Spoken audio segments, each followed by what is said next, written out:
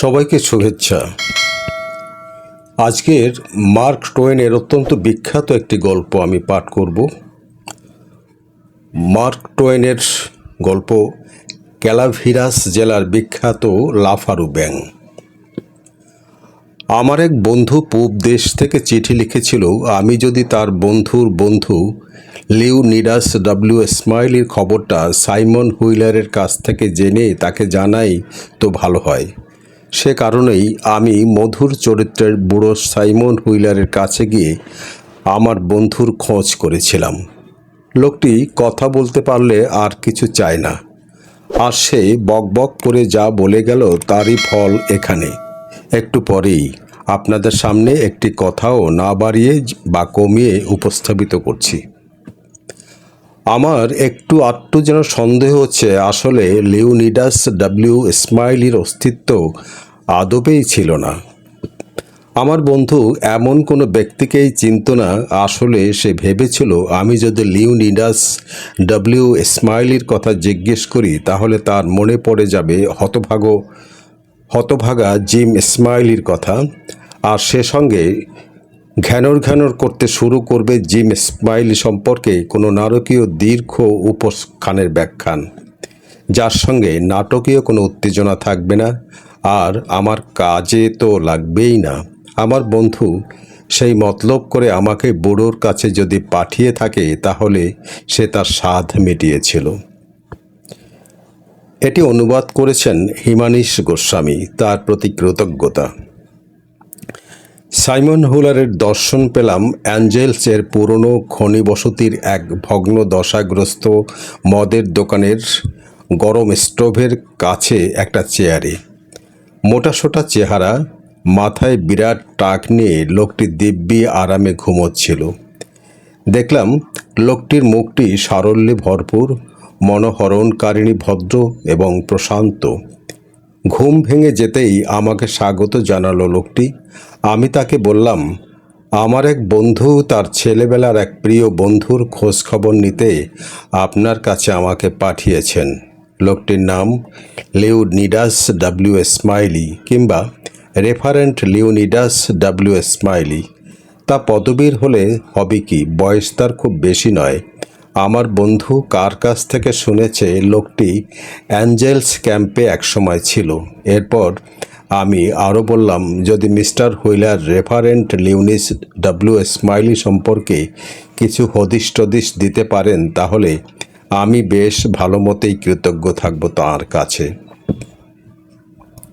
এরপর আর কি, Simon wheeler আমাকে একটা কোণে নিয়ে আটক করে ফেললেন। তার চেয়ার এমনভাবে রাখলেন যে আমি যাতে ভদ্রভাবে সরে পড়তে না পারি তিনি আমাকে একেবারে বসিয়ে দিলেন বলা যায়। আমি ওই কোণে বসে রইলাম আর তিনি শুরু করলেন তার একঘেয়ে ঘ্যানর। এর পরবর্তী অনুচ্ছেদ থেকে পাঠকেরা তার প্রমাণ পাবেন। এই যে তার ঘ্যানর, তার মধ্যে তিনি এক মুহূর্তের জন্য হাসেননি, মৃদু হাসিও নয়, কপাল কোঁচকাননি, আর যেরকম মৃদু স্বরে শুরু করেছিলেন তার বক্তব্য সেই সুরের ধারা তিনি বজায় রেখেছিলেন শেষ পর্যন্ত। আর এই বলার সময় তার হাবে ভাবে বিন্দুমাত্র উৎসাহের ঝিলুকও ছিল না। তবে হ্যাঁ, তার কথাবার্তার প্রথম থেকে শেষ পর্যন্ত ছিল একটি আন্তরিক ব্যগ্রতার ধারা, যা থেকে আমি বুঝতে পারলাম গল্পের মধ্যে হাস্যকর বা অদ্ভুত কিছু থাকলেও তিনি সেসব সত্যিকারের দরকারি তথ্য মনে করেই বলেছিলেন, এবং এটাও তার বিশ্বাস ছিল যে তিনি যে দুজন নিয়ে গল্পটা বলছিলেন সে দুজনই ছিল চতুর প্রতিভার চূড়ান্ত উদাহরণ। আমার অবশ্য মনে হয়েছিল হাসি সম্পর্কে বর্জন করে এরকম অদ্ভুত গল্প গম্ভীরভাবে বলে যাওয়াটারই একটি অসম্ভব কাণ্ড। আমি আগেই বলেছি আমি রেফারেন্ট লিওনিডাস স্মাইলি সম্পর্কে জানতে চেয়েছিলাম। তিনি তখন বলতে শুরু করলেন। আমি একবারও তাকে বাধা দিলাম না। জানিয়ে রাখি তার কণ্ঠ সর্বদাই ছিল মদ সিক্ত। কোন সময় যেন দাঁড়াও মনে করে নিই, বোধহয় 1849 সালের শীতের সময় কিংবা 1850 সালের বসন্তকালে হবে। জিম স্মাইলি বলে একজন এখানে ছিল বটে, তা আমি সময়টা একটু গুলিয়ে ফেলেছি বোধহয়। কারণ কি জানো, ও যখন এখানে এলো তখনও বড় খালটা কাটা হয়নি, মানে খালটা কাটা হলেও শেষ হয়নি মোটেই। তবে সে যাই হোক, লোকটা ছিল রাম জুয়ারি। এমন অদ্ভুত লোক আমি জীবনে দেখিনি। সুযোগ পেলেই সে বাজি ধরত, সে তা যার উপরেই হোক না কেন।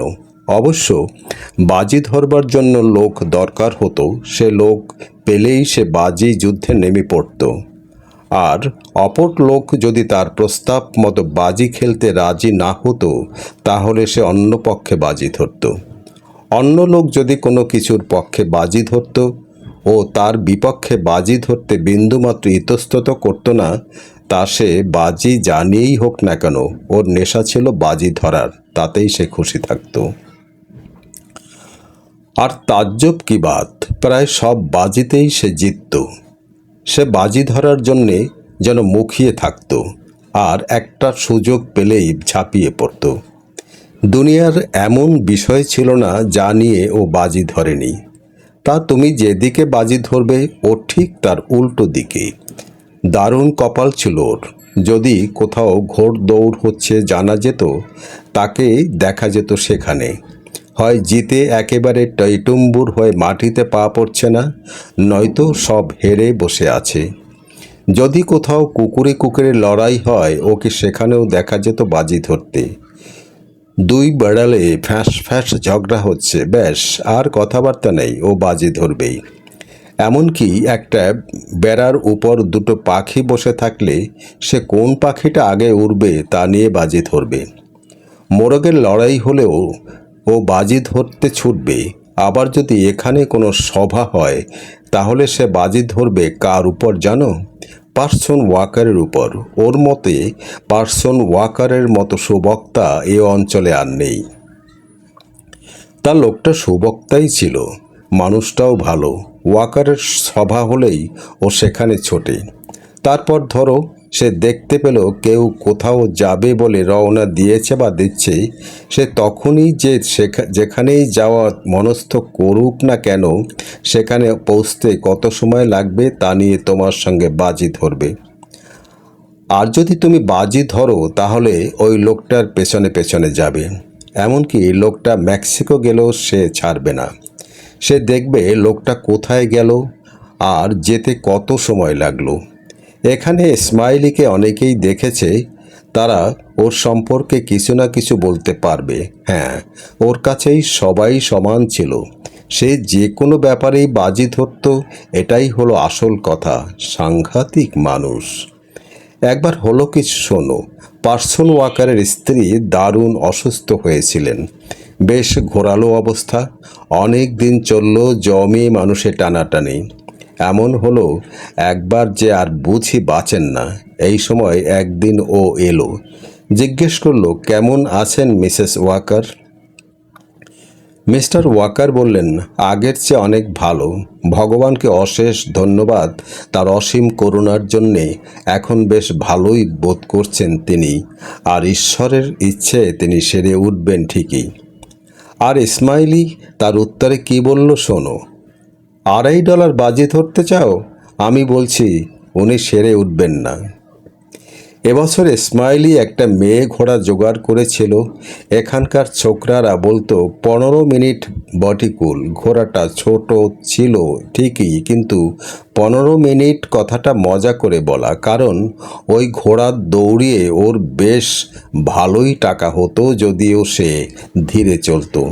সর্বদাই হাঁপানিতে ভুগত কিংবা মেজাজ ঠিক থাকতো না। কখনো বা তার দারুণ কাশি কিংবা এরকমই ভয়াবহ কিছু একটা। ফলে ঘোড়দৌড়ের মাঠে ও অন্য সকলের সঙ্গে একসঙ্গে দৌড় শুরু করলেও ওকে 2 কিংবা 300 গজ এগিয়ে রাখা হতো দৌড় শুরু করার সময়।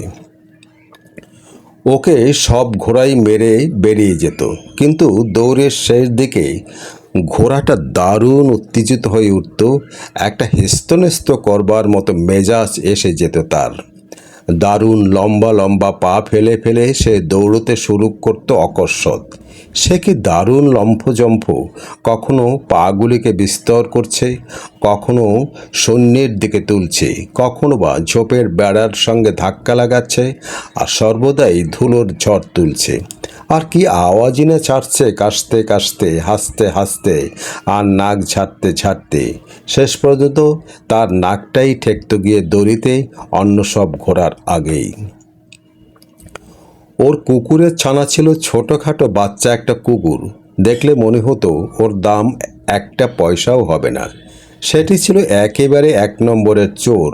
কোনো খাদ্য অসাবধানে ফেলে রাখলেই সে তা নিয়ে সরে পড়ত, কিন্তু কেউ ওর উপরে বাজি ধরলেই তার রূপান্তর ঘটে যেত অকস্মাৎ। তার মুখ হয়ে পড়ত জাহাজের সামনের দিককার মতো উদ্ধত, দাঁতগুলি বেরিয়ে পড়ত, আর গনগনে চুল্লির আগুনের মতো ঝকঝক করত। আবার কোনো কুকুর তাকে নিয়ে হেনস্থা করতে পারত, তাকে ভয় দেখিয়ে কাবু করতে পারত, কামড়াতে পারত, তাকে কামড়ে ধরে 2-3 পা ঘোরাতে পারত। কুকুরটার নাম ছিল অ্যান্ড্রু জ্যাকসন। কুকুরটা তার খুশি মতো ভান করতেছিল ওস্তাদ। আর অ্যান্ড্রু জ্যাকসন যখনই এই রকম হেনস্থা হওয়ার ভান করত, তখন ওর প্রতিদ্বন্দ্বী কুকুরের উপর লোকেরা তাদের বাজির পরিমাণ বাড়িয়ে দিত দ্বিগুণ, চতুর্গুণ। শেষ পর্যন্ত বাজি ধরনেওয়ালা টাকা পয়সা ফুরিয়ে গেলে তবেই বাজি ধরা শেষ হতো। আর ঠিক যেন এই মুহূর্তেরই অপেক্ষা করত ওই কুকুরটা। এই সময় অ্যান্ড্রু জ্যাকসন দুম করে কামড়ে ধরত অন্য কুকুরটার পেছন দিকের ঠ্যাং একটা, আর একেবারে নরঞ্চরণ করে ঠেসে ধরত। নখ টখের ব্যাপারই না, সোজাসুজি চেপে ধরে রাখত যতক্ষণ না তাকে জয়ী ঘোষণা করা হতো। তা এই জন্য অ্যান্ড্রু জ্যাকসন অনন্তকাল চেপে ধরে রাখতেও পিছপা ছিল না। এই অ্যান্ড্রু জ্যাকসন কুকুরটা হারেনি, হারতও না কখনো, যদি না স্মাইলি আর একটা কুকুরকে শিখিয়ে পড়িয়ে মানুষ করত। এই কুকুরটার আবার পেছনের 2টি পাই ছিল না, একেবারে কেটে বরবাদ হয়ে গিয়েছিল একদা এক কাঠ চোরাইয়ের গোল করাতে। ফলে এক অভূতপূর্ব ব্যাপার ঘটে গিয়েছিল, কেননা অ্যান্ড্রু জ্যাকসন তার প্রচলিত অভ্যাস অনুযায়ী একের পর এক সবই করে যাচ্ছিল। লোকেরা টাকাও ধরছিল তার উপর ক্রমবর্ধমানভাবে। আগেকার দিনগুলির মতোই তারপর এলো সেই পেছনের ঠ্যাং কামড়ানোর সময়, কিন্তু সে 1 মিনিটের মধ্যেই বুঝতে পারল তাকে কি দারুণই না ঠকানো হয়েছে। আর অন্য কুকুরটার কতখানি সুবিধা হয়েছে তার পেছনে পা দুটি না থাকাতে। সে তো ওই দৃশ্য দেখে অবাক হয়ে গেছে বলে মনে হলো। তারপরই সে একেবারে হতাশায় ভেঙে পড়ল। জিতবার সমস্ত আগ্রহ তার মন থেকে অন্তর্নিহিত হলো। ফলে সে হেরে গেল নিদারুণভাবেই। সেই স্মাইলের দিকে তাকালো এমন করুণভাবে, যেন সে বলতে চাইছিল তার হৃদয় একেবারে চূর্ণ হয়ে গেছে এবং এর জন্য দায়ী স্মাইলি। কেননা যার পেছনের পা দুটিই নেই তাকে সে চেপে ধরবে কোথায়? এমন কুকুরের সঙ্গে লড়াই বাঁধানোর ব্যবস্থা করে স্মাইলি মোটেই ঠিক কাজ করেনি। যুদ্ধের এহেন অবস্থায় চরম হতাশা হয়ে কুকুরটা দুর্বলভাবে কোনো ক্রমে একটুখানি গিয়ে শুয়ে পড়ল, আর উঠল না। সেটাই হলো তার শেষ শয্যা। অ্যান্ড্রু জ্যাকসন কুকুরটা দারুণ ছিল। সে বেঁচে থাকলে সে খুব নাম করতে পারত, কেননা জিতবার জন্যে যা যা দরকার সে সবই তার ছিল। আমি জানি তার ভবিষ্যৎ উজ্জ্বল ছিল। আসলে সে জীবনে তেমন সুযোগই পেল না।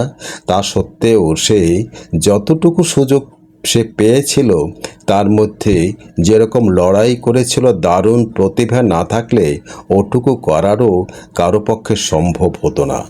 তার শেষ লড়াইয়ের কথা মনে পড়লেই দুঃখে আমার হৃদয় ভরে ওঠে, বিশেষ করে শেষ পর্যন্ত অ্যান্ড্রু যেভাবে মারা গিয়েছিল সেটা ভেবে।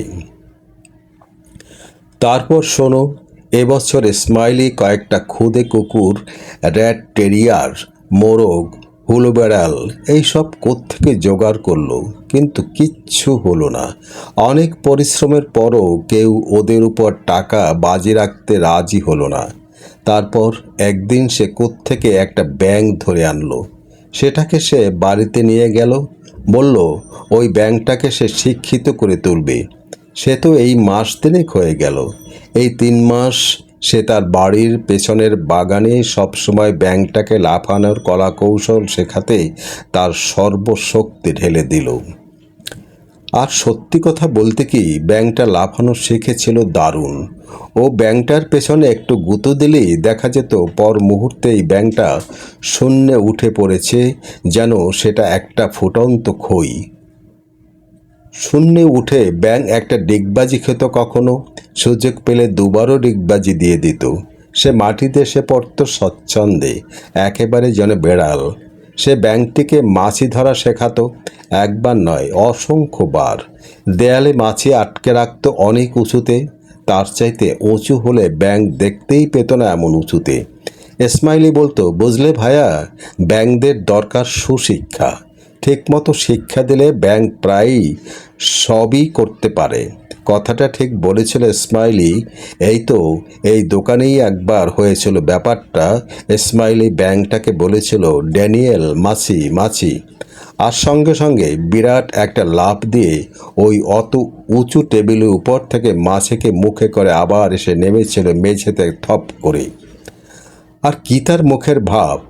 সে এসে নেমে তার পেছনের পা দিয়ে মাথা চুলকে এমনভাবে তাকিয়ে রইল যেন ব্যাপারটা উল্লেখযোগ্য নয় মোটেই, যেন সব ব্যাঙই ওটা করতে থাকে। ওরকম বিনয়ী এবং সরল মন ব্যাঙ আর দুটি কোথাও পাবে না, বুঝলে? এমন ব্যাঙটি কোথাও খুঁজে পাবে না কো তুমি। এরকম প্রতিভা আর কোনো ব্যাঙের হয় না। আর কি লাফানো! কেবল উঁচুর দিকে নয়, সামনাসামনি মাটির উপর লাফিয়ে ও যতটা জায়গা অতিক্রম করতে পারে, ওই জাতের অন্য কোনো ব্যাঙের বাপের সাধ্যি নেই অতটা লাফানোর। ইসমাইলি এই নিয়েই বাজি ধরত। লাফানোর আগে সে প্রাণপণ সংগ্রহ করত বাজির টাকা, বুঝলে ভাইয়া? আর এই ব্যাঙ নিয়ে ইসমাইলি সে কি গর্ব! হবে নাই বা কেন? অমন ব্যাঙ কি সহজে মেলে নাকি কোথাও? আগেই বলেছি না, এমন ব্যাঙটি কোথাও খুঁজে পাবে না কো তুমি। আমি কেন, অন্য সকলে যারা পৃথিবীর এদিক ওদিক ঘুরেছে তারা পর্যন্ত বলতো এমন ব্যাঙটির কোনো তুলনা হয় না। ইসমাইলি ব্যাঙটাকে রাখত ছোট্ট একটি জালি বাক্সে। সে কখনো সখনেও ওই বাক্স সমেত ব্যাঙটাকে শহরে নিয়ে আসতো বাজির লড়াইয়ের জন্য। একদিন বাইরের একজন তাকে ওই রকম জালি বাক্স আনতে দেখে জিজ্ঞাসা করলো, হ্যাঁ হে, তোমার এই বাক্সের মধ্যে কি আছে? আর ইসমাইলি তার স্বভাব মতো জবাব দিল, তা এর মধ্যে একটা পয়সা থাকতে পারে, একটা ক্যানারি থাকলেও ক্ষতি ছিল না, কিন্তু রয়েছে মাত্র একটি ব্যাঙ। তখন আগন্তুক বাক্সটা নিয়ে নিবিড়ভাবে দেখল, এদিক একবার ঘোরালো, অন্যদিকে একবার ঘোরালো, বেশ যত্নের সঙ্গে। তারপর বলল, ঠিকই তো, ব্যাঙই বটে, তা এর দ্বারা কি করা হবে? ইসমাইলি তখন খুব অবহেলা এবং অযত্নের সঙ্গে বলল, সে একটি কর্ম করতে পারে, সারা ক্যালাভিরাস কাউন্টির যে কোনো ব্যাংকে এ লাফানো প্রতিযোগিতায় হারাতে পারে। তখন ওই লোকটি বাক্সটিকে নিয়ে আরও নিবিষ্টভাবে দেখে ইসমাইলিকে ফেরত দিয়ে বলতো, দেখে তো মনে হচ্ছে না এই ব্যাঙ অন্য কোনো ব্যাঙের চেয়ে উৎকৃষ্ট। তখন ইসমাইলি বলল, তা তোমার চোখে না পড়তেও পারে, তা এটাও হতে পারে ব্যাঙের বাপু তুমি কিচ্ছু বোঝো, আবার এটাও হতে পারে তুমি একেবারেই কিচ্ছু বোঝো না, আবার এও হতে পারে তুমি ব্যাঙ বিষয়ে অভিজ্ঞ, কিন্তু হতে এও পারে তুমি কিচ্ছু জানো না। তা সে যাই হোক, আমার ব্যাঙ নিয়ে একটা মত আমার কাছে, আমার মতোই যে ঠিক সেটা প্রমাণ করার জন্য আমি $40 বাজি ধরতে রাজি আছি। তখন বাইরের লোকটি ব্যাঙটাকে আবার একটু দেখে দুঃখিতভাবে বলল, আমি অঞ্চলে নতুন, আমার ব্যাঙ নেই, একটা ব্যাঙ থাকলে আমি অবশ্য বাজি ধরতাম। তখন ইসমাইলি বলল, কি শোনো? সে বলল, ঠিক আছে ভাই, ঠিক আছে, তা তুমি এই বাক্সটা একটু ধরলেই আমি তোমার জন্য একটা ব্যাঙ ধরে আনবো। তখন লোকটা বাক্সটা ধরল আর পকেট থেকে $40 বার করে ইসমাইলির $40 উপর রাখলো। এটা হলো বাজির টাকা। তারপর সে অপেক্ষা করতে লাগলো। বেশ কিছুক্ষণ অপেক্ষা করার পর ব্যাংকটাকে বার করে আনলো আর একটা চামচ দিয়ে তার মুখটাকে হা করিয়ে ছোট ছোট শীষের গুলি ভরে দিতে লাগলো। আর একটা দুটো নয়, অনেকগুলো গুলিগুলো প্রায় তার পেট ভর্তি হয়ে গেল, গলা পর্যন্ত যেন এসে ঠেকলো। তারপর তাকে মেঝের উপর বসিয়ে দিল। এদিকে ইসমাইলি জলার ধারে গিয়ে অনেক খুঁজেও ব্যাঙ পাচ্ছে না। কাদায় পা ডুবে যাচ্ছে, কিন্তু ব্যাঙ আর পাওয়া যায় না। শেষ পর্যন্ত অবশ্য একটা ব্যাঙ ধরে ফেলে সে সেটাকে এনে আগন্তুকের হাতে দিল। তারপর বলল, বেশ, এবারে লড়াই শুরু হতে পারে, লাফানোর লড়াই। যদি তুমি প্রস্তুত থাকো তাহলে ড্যানিয়েলের পাশে ওই ব্যাঙটাকে বসাও, যাতে দুজনের সামনের পা দুটো এক লাইনে থাকে। তারপর আমি বললে খেলা শুরু হবে। তারপর বলল, 1, 2, 3, লাফাও। একই সঙ্গে স্মাইলির আর অন্য লোকটি তাদের নিজেদের ব্যাঙের পেছনে থাবড়া মারল। নতুন ব্যাঙটার সঙ্গে সঙ্গে লাফালো, কিন্তু ড্যানিয়েল দীর্ঘ নিঃশ্বাস ফেলল একটা, আর কাঁধ দুটো ঝাঁকালো ঠিক একজন ফরাসি ভদ্রলোকের মতো। কিন্তু লাভ হলো না তাতে। সে একটু এগুতে পারল না। সে বসে রইল অনেকটা কামারশালার বড় লোহার মতো দৃঢ়ভাবে। নোঙর ফেলা জাহাজের মতো সে অনড় হয়ে রইল। এই ব্যাপার দেখে স্মাইলির বিস্ময়ে বাক্য সরল না। বিরক্ত সে কম হলো না, কিন্তু সে তো কিছুতেই বুঝতে পারল না ব্যাপারটা কী হলো। আগন্তুক টাকা নিয়ে পকেটে পড়ল, তারপর চলতে শুরু করলো। তারপর সে যখন দরজা পর্যন্ত গিয়েছে, তখন সে তার বুড়ো আঙুল কাঁধের উপর এনে ড্যানিয়েলের দিকে তাক করে বলল, ওই ব্যাঙটার এমন কিছু বিশেষত্ব আছে বলে তো আমার মনে হয় না। ওটা অন্য যে কোনো ব্যাঙের মতোই অতি সাধারণ। ইসমাইলি আর কি করে, দাঁড়িয়ে দাঁড়িয়ে মাথা চুলকোতে লাগলো। একটু হতবুদ্ধির মতো তাকিয়ে রইল দীর্ঘকাল। অবশেষে সে বলল, আমি ঠিক বুঝতে পারছি না ব্যাঙটা একদম অচল হয়ে পড়ছে কেন। ওর কিছু একটা হয়েছে নিশ্চয়ই। ওটাকে দেখে বেশ হোৎকা হোৎকা মনে হচ্ছে। তারপর ইসমাইলি ড্যানিয়েলের ঘাড় ধরে তুলে বলল, ওরে শালা, এটার ওজন দেখি 2 কেজির মতো মনে হচ্ছে। তারপর ব্যাঙটাকে উপর করে ধরতেই তার মুখ দিয়ে বেরিয়ে পড়ল প্রায় 2 মুঠো শীষের গুলি। তখন সে বুঝতে পারল কিভাবে তাকে ঠকানো হয়েছে। সে রেগে অগ্নিশর্মা হলো, বলাই বাহুল্য।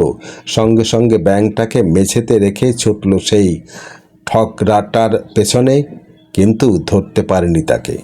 তারপর এই সময় কে যেন বাইরে থেকে সাইমন হুইলারকে ডাকলো। তখন তাকে কে ডাকছে, কেনই বা ডাকছে দেখবার জন্য উঠে দাঁড়ালো। বাইরে যেতে যেতে সাইমন আমাকে বলল, বসে থাকো যেখানে বসে আছো, আমি এক্ষুনি আবার আসছি। আপনারা আমাকে ক্ষমা করবেন, কেননা চালাক চতুর ভবঘুরে জিম ইসমাইলির গল্প কথা শুনবার আমার আর বিন্দুমাত্র স্পৃহা ছিল না। আসলে রেফারেন্ট লিওনিডাস ডব্লিউ ইসমাইলি সম্পর্কে যাই শুনি না কেন, তাতে জিম ইসমাইলি সম্পর্কে এক বিন্দু আমার জ্ঞান লাভ হতো না। আর সেই কারণেই সেখানে আর অপেক্ষা না করে আমি সরে পড়তে যেতেই দরজায় হুইলারের সঙ্গে একবার মুখোমুখি সাক্ষাৎ হয়ে গেল। সে তক্ষুনি আমাকে আটকে দিয়ে আবার বলতে শুরু করলো। বলল, তারপর কি হলো শোনো। এবছর ইসমাইলি একটা কানা গরু জোগাড় করেছিল যেন কোত্থেকে। তার লেজও ছিল না, একেবারে ছিল না তা নয়, একটা কলার মতো একটুখানি লেজ ছিল। তারপর হলো কি, যাগ্গে মরুগ্গে গোল্লায় যাক ইসমাইলির গরু। আমি বেশ নরম করেই বললাম। তারপর ওর কাছ থেকে বিদায় নিয়ে পথে বেরিয়ে এলাম। গল্পটি যদি ভালো লাগে থাকে দয়া করে সাবস্ক্রাইব করবেন, মন্তব্য করতে পারেন, ভুল ত্রুটি ধরিয়েও দিতে পারেন। সবাই ভালো থাকুন। আবার কথা হবে অন্য কোনো গল্প নিয়ে।